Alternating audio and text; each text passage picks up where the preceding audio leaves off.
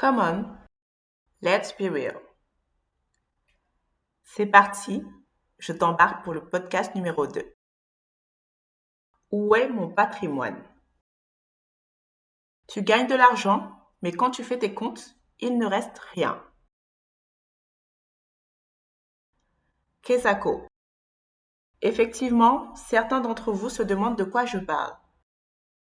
Peut-être que tu entends ce terme, patrimoine, de temps en temps, sans pour autant mettre une réalité concrète dessus.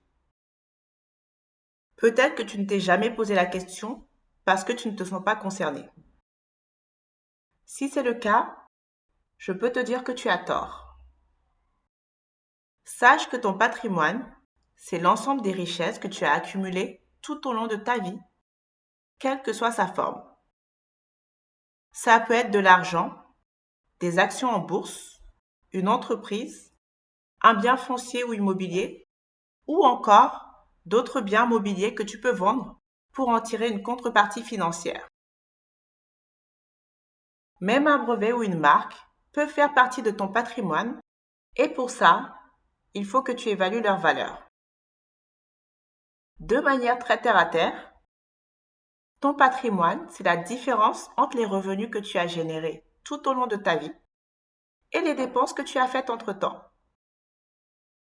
Il va généralement provenir de l'argent que tu auras fait le choix de ne pas dépenser, de garder, pour pouvoir prendre soin de toi plus tard, assurer ton avenir, construire un projet qui te tient à cœur ou bien d'autres choses qui sont importantes pour toi.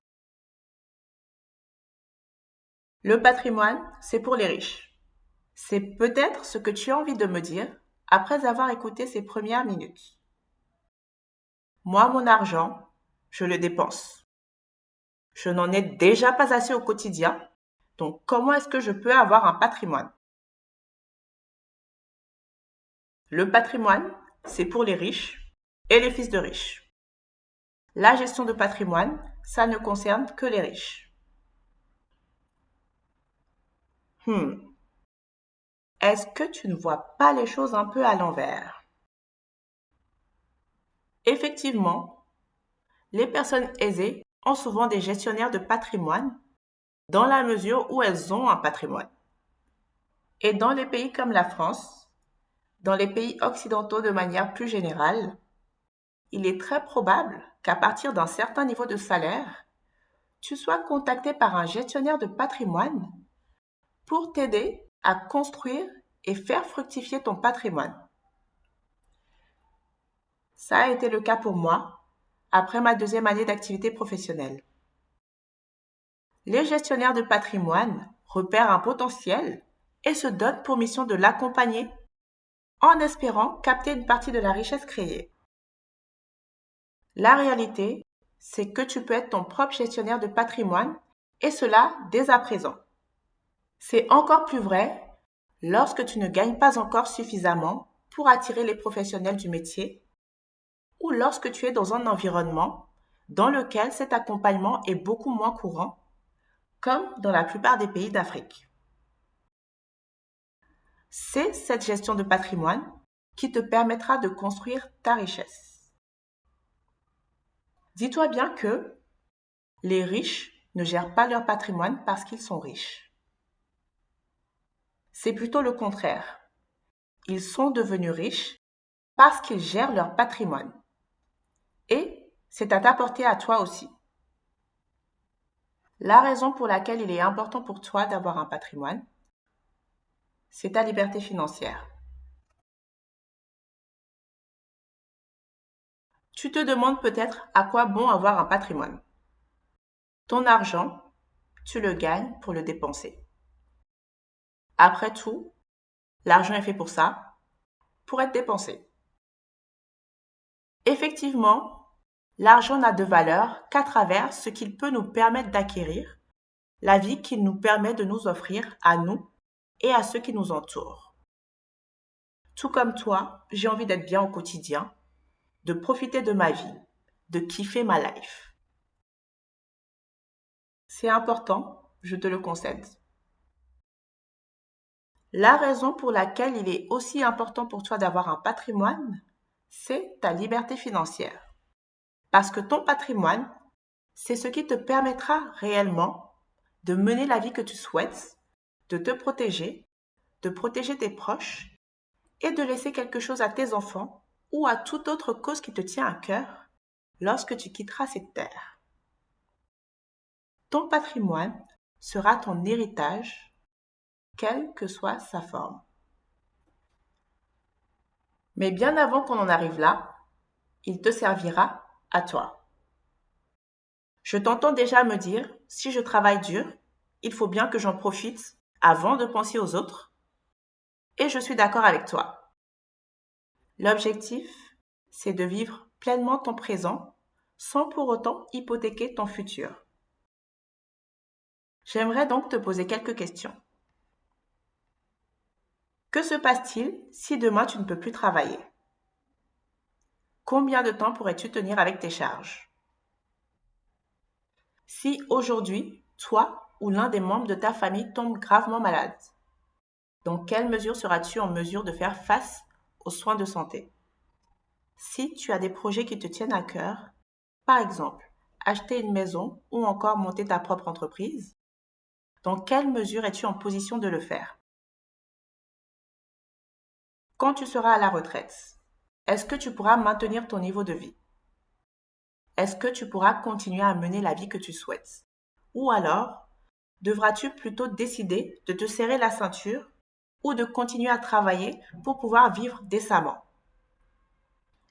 Est-ce que tu as la possibilité de faire des dépenses exceptionnelles, comme t'offrir de belles vacances, ou encore changer un de tes appareils électroménagers, ou encore t'offrir une formation qui te tient à cœur, sans pour autant que ton compte en banque ne crie au secours et sans que tu ne te sentes en danger?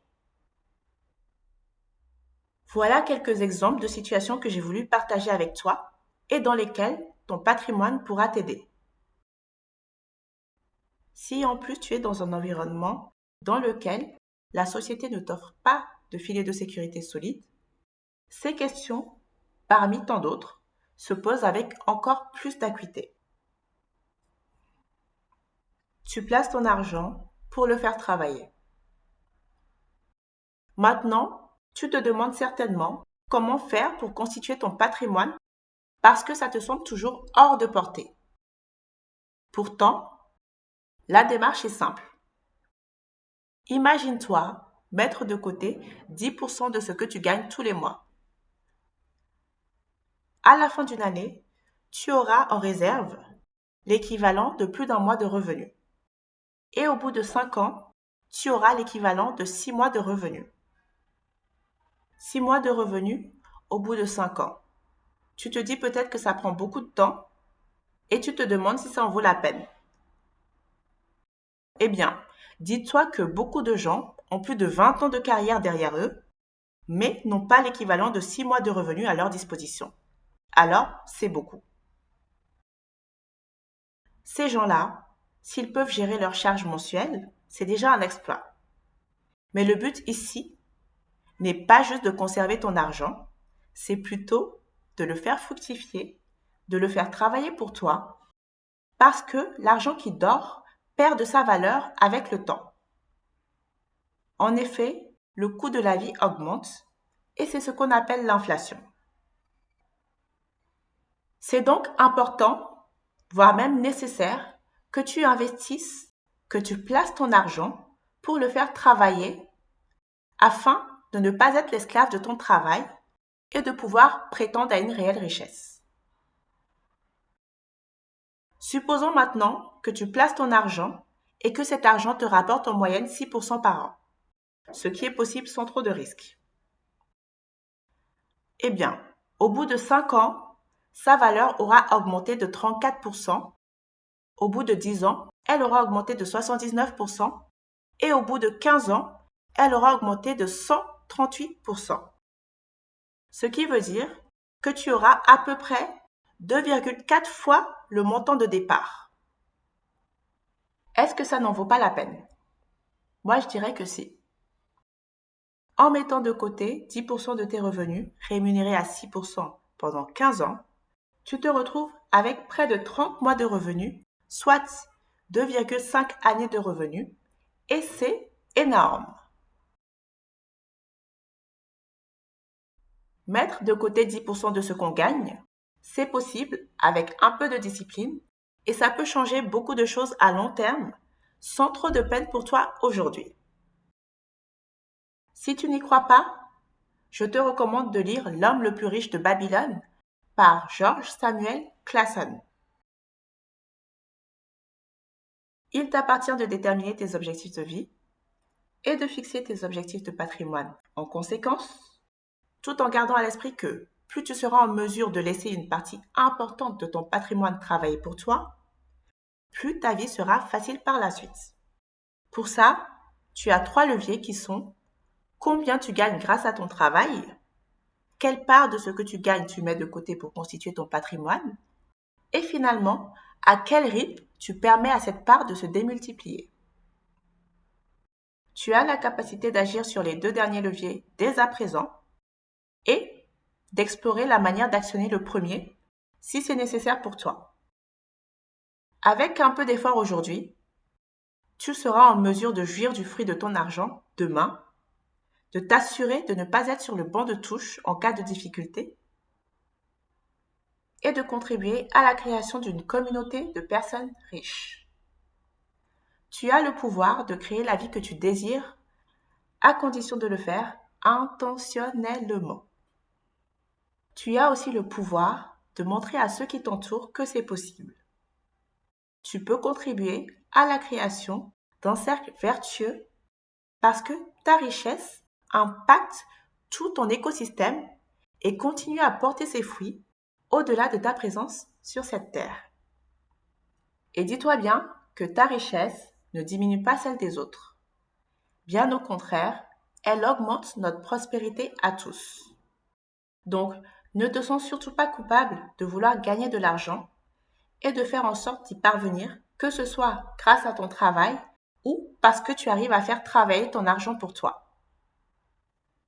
Tout ce que tu gagnes, c'est de l'argent que tu peux dépenser, investir ou donner, si tu y aspires, et faire en sorte que d'autres personnes en profitent, puissent améliorer leurs conditions de vie, puissent elles aussi créer plus de richesse à leur niveau. Tu as la possibilité de contribuer à la richesse de ce monde et c'est une très belle chose que de vouloir le faire. Nous aurons l'occasion d'en reparler, donc je te dis à bientôt. À très bientôt et surtout, n'hésite pas à commenter ce podcast pour me dire ce que tu en penses, où tu en es, quels problèmes tu peux rencontrer par rapport au sujet abordé. N'oublie pas aussi de partager avec ta communauté pour qu'elle puisse aussi en bénéficier et à mettre un petit like pour que plus de gens puissent avoir accès à ce contenu. Au revoir.